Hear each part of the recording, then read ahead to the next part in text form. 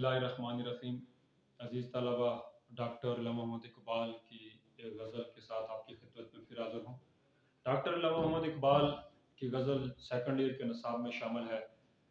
سب سے پہلے ہم ڈاکٹر علامہ محمد اقبال کا مختصراً تعارف دیکھیں گے اور پھر اس کے بعد ہم غزل کے اشعار کی تشریح کی طرف جائیں گے۔ ڈاکٹر علامہ محمد اقبال ایک ادبی شخصیت، ایک علمی شخصیت، ایک مفکر کی حیثیت رکھتے ہیں۔ ڈاکٹر علامہ محمد اقبال کی زندگی کے بے شمار پہلو ہیں، لیکن کوشش کی گئی ہے کہ ڈاکٹر اقبال کی زندگی کے وہ پہلو اجاگر کیے جائیں، وہ پہلو سامنے لائے جائیں، ڈاکٹر اقبال کی تصویر کے اس رخ کو سامنے لایا جائے جن سے ایک طالب علم کو امتحان میں فائدہ ہو سکے۔ ان کا میں نے مختصراً تعارف یہاں پر لکھا ہوا ہے۔ ڈاکٹر علامہ محمد اقبال کو شاعر مشرق کہا جاتا ہے۔ اب کی ساری شاعری اسلامی، قرآنی اور محمدی تعلیمات کے راستے پر چلنے کی راہ دکھاتے ہوئے نظر آتے ہیں۔ اس لیے ڈاکٹر اقبال کو شاعر مشرق کہا گیا ہے۔ آپ کی شاعری میں مغربی تہذیب کی نفی ہے۔ آپ مغربی تہذیب سے متاثر نہیں ہو رہے، بلکہ مسلمانوں کو بتا رہے ہیں کہ آپ مغربی تہذیب سے نکلیں۔ اگر آپ اس کی تقلید کرنے کی کوشش کریں گے تو آپ گمراہ ہو جائیں گے۔ ترجمان حقیقت گنا جاتا ہے۔ ڈاکٹر محمد اقبال کی شاعری میں حقیقت پسندی اور حقیقی عوامل کو بیان کیا گیا ہے۔ اس لیے ڈاکٹر محمد اقبال کو شاعر مشرق کے ساتھ ساتھ ترجمان حقیقت گنا جاتا ہے۔ اس کے بعد ڈاکٹر محمد اقبال کو حکیم الامت کے القابات سے بھی نوازا گیا۔ اب کی شاعری حکمت سے بھری پڑی ہے۔ آپ حکمت کے بےتاج بادشاہ تھے اور اسی بادشاہی کو آپ نے خوبصورت اور احسن انداز سے اپنے اشعار میں بیان کر دیا۔ فلسفی شاعر ہیں، منطق اور فلسفے کی بات کرتے ہوئے نظر آتے ہیں اپنی شاعری میں۔ ایک دلیل، ایک تسلسل، ایک ربط کے ساتھ بات کرتے ہوئے نظر آتے ہیں، اس لیے ان کو فلسفی شاعر کہا گیا ہے۔ غزل کو نئی جہت سے روشناس کروایا آپ نے۔ غزل کے موضوعات میں تبدیلی کر کے رکھ دی۔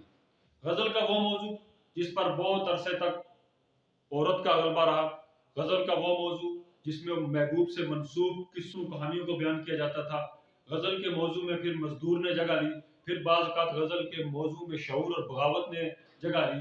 ڈاکٹر اقبال کی غزل میں ہمیں فلسفہ خودی نظر آئے گا، عشق رسول نظر آئے گا، بیداری نظر آئے گی، ملت کی ترقی کے عوامل نظر آئیں گے۔ اس لیے ہم کہتے ہیں کہ ڈاکٹر اقبال نے غزل کو نئی جہت سے ہمکنار کرنے کی بھرپور کوشش کی اور اپنی اس کوشش میں کامیاب ہوئے، اور ان کی کامیابی کے یہ دلیل ہے کہ مسلمان آج بھی ڈاکٹر علامہ محمد اقبال کی شاعری کو بہت بہترین انداز سے پڑھتے ہیں۔ مفکرین کہتے ہیں کہ جسے قرآن پاک پڑھنا نہ آتا ہو قرآن پاک کا ترجمہ پڑھا کرے، اور جسے قرآن پاک کا ترجمہ بھی نہیں آتا وہ ڈاکٹر علامہ محمد اقبال کی شاعری کو پڑھا کرے، اسے قرآن پاک کا خلاصہ ڈاکٹر اقبال کی شاعری میں نظر آئے گا۔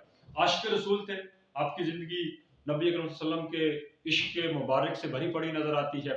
کہہ رہے ہیں کہ کی محمد سے وفا تو نے تو ہم تیرے ہیں، یہ جہاں چیز ہے کیا لوح و قلم تیرے ہیں۔ اور اس سے بڑھ کر کہا کہ اپنے فارسی شعر میں کہتے ہیں کہ دم دل مسلم مقام مصطفیٰ است، آب روح ماض نام مصطفیٰ است۔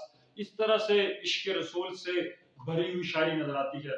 اردو اور فارسی دونوں زبانوں میں ڈاکٹر محمد اقبال نے شاعری کی اور وہ مقام حاصل کیا جو کم شعراء کو ملتا ہے۔ اس کی سب سے بنیادی وجہ بھی یہی تھی کہ آپ کی شاعری عشق رسول سے بھری پڑی تھی۔ آپ کی شاعری میں عشق رسول نظر آ رہا تھا اور مسلمانوں کو بتایا جا رہا تھا کہ تمہاری کامیابی صرف اور صرف عشق رسول سے ہی منسوب ہے۔ اگر تم کامل ہونا چاہتے ہو تو تمہیں عشق رسول کی طرف آنا پڑے گا۔ یہ وہ کچھ عوامل ہیں جن کو میں نے بیان کر دیا صرف اس لیے کہ تاکہ اشعار کی تشریح کرتے ہوئے ہمیں ڈاکٹر اقبال کی زندگی کے تمام پہلو سے واقفیت ہو اور پھر اس کی تشریح ہم بہت اچھے، احسن یا معیاری انداز سے کر سکتے ہیں۔ اب شعر کی طرف چلتے ہیں۔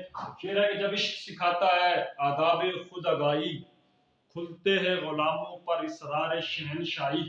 بہت آسان سی بات کر رہے ہیں اور ایک طویل فلسفے کو بیان کر رہے ہیں، ایک طویل حقیقت کو بیان کر رہے ہیں۔ مشکل الفاظ کے معنی دیکھ لیتے ہیں تاکہ ہمیں شعر کی تشریح کرتے ہوئے آسانی رہے۔ جب عشق سکھاتا ہے آداب خود آگاہی، عشق سے مراد ہم یہاں پر محبت، عقیدت، پیار لے سکتے ہیں۔ آداب خود آگاہی ترکیب استعمال کر دی۔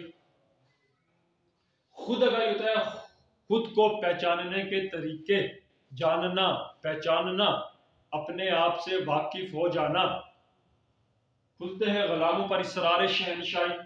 لفظ اسرار کا مطلب ہوتا ہے راز، شہنشاہی کا مطلب ہوتا ہے بادشاہی، یہ بھی ترکیب ہے۔ اسرار شہنشاہی کا مطلب لیں گے بادشاہی کرنے کے راز۔ اب مفہوم کی طرف چلیں گے۔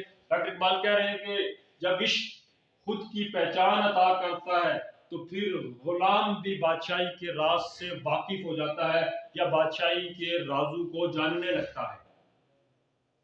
دو باتیں اپنے ذہن میں رکھنی ہے۔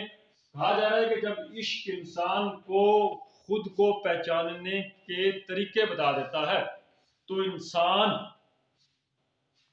وہ کامیابی، وہ کوشش، وہ مقام، وہ مرتبہ حاصل کر لیتا ہے جو اس کے دل و دماغ پر چل رہا ہوتا ہے۔ اب کامیابی کے راز کیا ہیں؟ ڈاکٹر اقبال یہ بتا رہے ہیں کہ خود آگاہی ہے کیا۔ اب یہ ہم نے جاننا ہے کہ خود آگاہی کیا ہے۔ جب ہم جان جائیں گے خود آگاہی ہے کیا، خود سے واقف ہونا ہے کیا ڈاکٹر اقبال کے نزدیک، تب جا کر ہم کامیاب ہو جائیں گے۔ یہاں پر ڈاکٹر اقبال کا فلسفہ خودی بھی نظر آ رہا ہے۔ فلسفہ خودی سے حاصل ہونے والا جو مقام ہے وہ بہت اعلیٰ اور عرفہ ہے، لیکن اس کے لیے 4 عوامل کا ہونا ضروری ہے۔ خود کو پہچاننے کے لیے ڈاکٹر اقبال کے نزدیک 4 عوامل کا ہونا ضروری ہے۔ پہلی بات کر رہے ہیں ڈاکٹر اقبال کہ توحید پر کامل ایمان ہونا چاہیے، کہ خدا پر اور خدا کے واحد ہونے پر انسان کا کامل، اکمل اور مکمل یقین ہوگا، تب جا کر فلسفہ خودی کا یا خود آگاہی کا پہلا سرا، پہلا دور، پہلا در آپ پر کھلے گا۔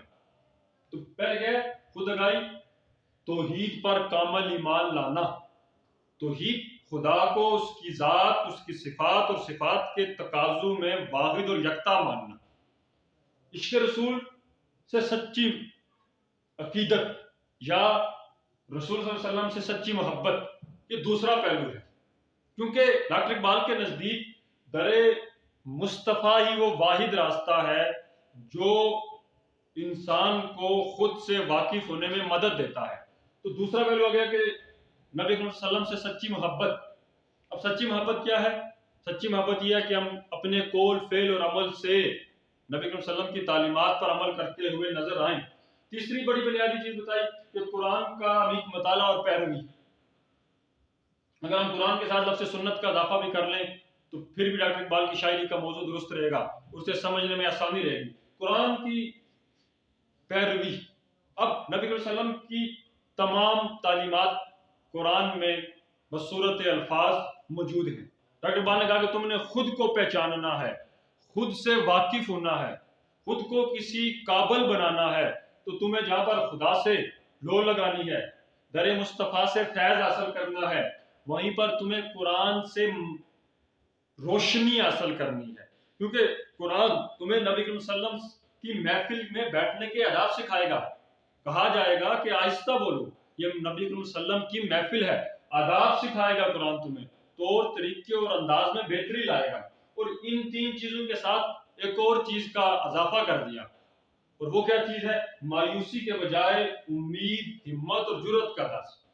یہ ڈاکٹر اقبال کی شاعری بیداری کا موضوع ہے، خودی کا موضوع ہے۔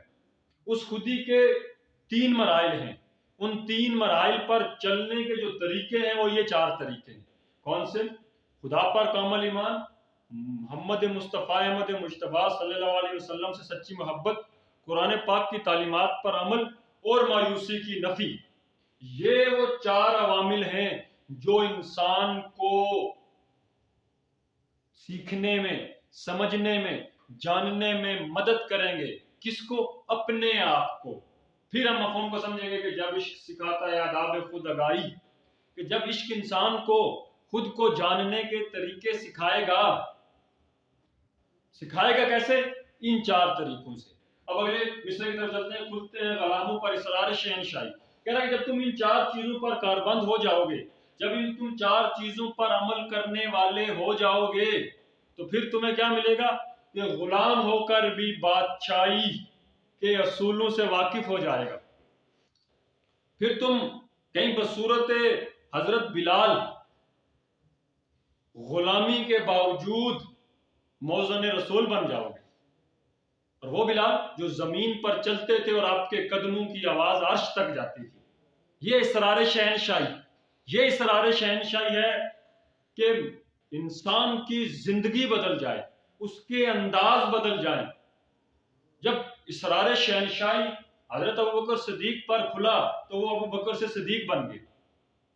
جب یہی راز خود اگائی حضرت امام حسین پر کھلتا ہے تو کربلا میں حضرت امام حسین اپنے 72 خاندان کے مقدسات کو ذبح کروا دیتے ہیں، اور پھر مقام کیا ملتا ہے کہ کہا گیا کہ حسن اور حسین جنت کے نوجوانوں کے سردار ہیں، پھر سرداریاں مل جاتی ہیں۔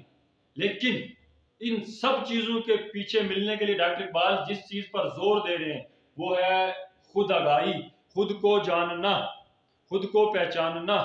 وہ جو حوالہ بھی دیا جاتا ہے اور ایک معتبر حوالہ بھی موجود ہے جس کو ہم نے شعر کی تشریح میں بھی لکھنا ہے کہ جس نے اپنے آپ کو پہچان لیا اس نے اپنے رب کو پہچان لیا۔ یاد رکھیے گا حوالہ لکھتے وقت حوالے کو اصل تحریر کے درمیان میں لکھیں گے اور واوین کے نشان میں لکھیں گے۔ قرآن پاک کی آیات، احادیث محمد صلی اللہ علیہ وسلم، بزرگوں کے اقوال کو واوین میں لکھا جاتا ہے۔ تو یہ حوالہ جس نے اپنے آپ کو پہچان لیا اس نے اپنے رب کو پہچان لیا۔ دوسرے انداز میں ڈاکٹر اقبال کا یہ شعر اس نظریے کی، اس مفہوم کی تشریح کرتے ہوئے نظر آ رہا ہے، اور ہم یہ بھی کہہ سکتے ہیں کہ یہ شعر ڈاکٹر اقبال کی ترتیب کو درست بنانے میں معاون اور مددگار ثابت ہو رہا ہے۔ حوالہ جات کی طرف جب ہم جائیں گے تو حوالہ جات میں ہم قرآن پاک سے حوالے دے سکتے ہیں، حدیث سے حوالے دے سکتے ہیں، اشعار کے حوالے دے سکتے ہیں۔ تو اشعار کے حوالے میں دیکھیں گے تو ہم کہا گیا کہ عشق کی ایک جست نے طے کر دیا قصہ تمام، اس زمین و آسماں کو بے قرار سمجھتا تھا میں۔ کہہ رہے ہیں کہ جب تمہیں لو لگ جائے گی، جب تم واقف ہو جاؤ گے، جب تم جان جاؤ گے تو پھر کیا ہوگا؟ پھر تمہارا ایک ہی قدم وہ تمام راستے طے کر دے گا، وہ تمام مراحل، وہ تمام منزلیں مکمل کر دے گا جن کو نہ ختم ہونے والا بحر بے قرار سمجھنا، ایسا سمندر جس کا کنارہ نظر نہ آ رہا ہو۔ کہہ رہے ہیں کہ جب تم عشق سے واقف ہو جاؤ گے تو پھر تم ان سارے اصولوں سے، ان سارے قوانین پر غالب آ جاؤ گے۔ دوسرا شعر بھی جو حوالے کے طور پر آپ لکھ سکتے ہیں کہ دیار عشق میں اپنا مقام پیدا کر، نیا زمانہ نئے صبح و شام پیدا کر۔ یہاں پر بھی کھوج کی بات کی جا رہی ہے، اس شعر میں بھی کھوج کی بات کی جا رہی ہے، پہچاننے کی بات کی جا رہی ہے، خود پر محنت کی بات کی جا رہی ہے۔ اس شعر میں بھی محنت کی بات کی جا رہی ہے، اس لیے ہم اس کو بھی حوالے کے طور پر لکھ سکتے ہیں۔ تیسرا حوالہ یہ لکھ سکتے ہیں کہ جس نے اپنے آپ کو پہچان لیا اس نے اپنے خدا کو پہچان لیا۔ جو خود سے واقف ہو گیا اس نے اپنے خدا سے واقفیت کر لی یا خدا سے لو لگا لی۔ اور ایک اور حوالہ کہ جب تم یہ سارا کچھ کر لو گے، جب تم خود کو پہچان لو گے تو پھر تمہیں مقام کیا ملے گا؟ ڈاکٹر اقبال اپنے ایک اور شعر میں کہتے ہیں کہ کہاں سے تو نے ہے اقبال سیکھی ہے یہ درویشی، کہ چرچا بادشاہوں میں ہے تیری بے نیازی کا۔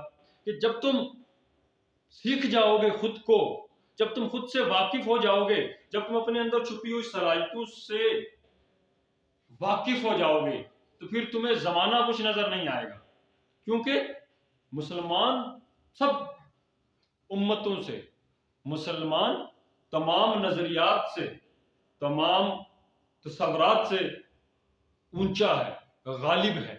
کیوں؟ کہ یہ اشرف المخلوقات ہے۔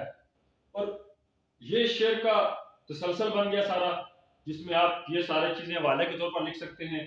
ایک چیز رہ گئی جو آپ کے ذہن میں ضرور ہونی چاہیے کہ فلسفہ خودی کیا ہے، یہ خودی کو پہچاننے کے مراحل کیا ہیں۔ وہ تھا پہلا تھا اطاعت، کہ آپ نے اللہ اور اس کے رسول کی پیروی کرنی ہے۔